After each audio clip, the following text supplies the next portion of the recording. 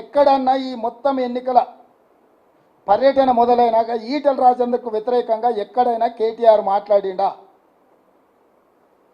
కేసీఆర్కు వ్యతిరేకంగా ఈటెల రాజేందర్ ఎక్కడైనా మాట్లాడిండా?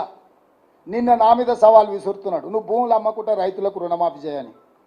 భూములను అమ్మకుంటే రుణమాఫీ చేయి, బుక్కడు బువ పెట్టకుండా పిల్లల్ని ఆంబోతులాక తయారు చేయి. ఏందా రాజేందర్, ఏం మాట్లాడుతున్నావు? నువ్వు? ఇన్ని వేల ఎకరాలు కేటీఆర్ అమ్మినప్పుడు ఎప్పుడన్నా ఈ భూములు అమ్మొద్దని ఎప్పుడన్నా ఈటెల రాజేందర్ మాట్లాడిండా?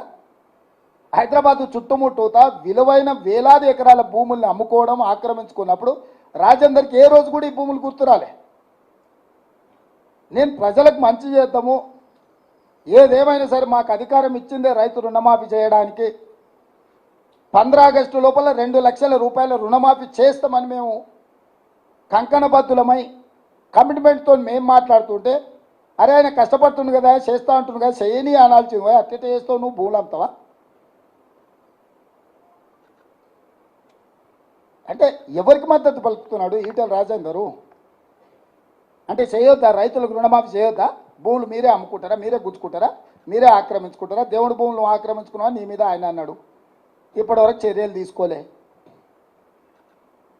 కేసీఆర్ ధరణితోని 1000 ఎకరాలు ఆక్రమించుకున్నాడని రాజేందర్ అన్నాడు, ఆయన దాని మీద ఏం జోలు చెప్తలేడు, ఢిల్లీకి ఫిర్యాదు చేస్తలేడు.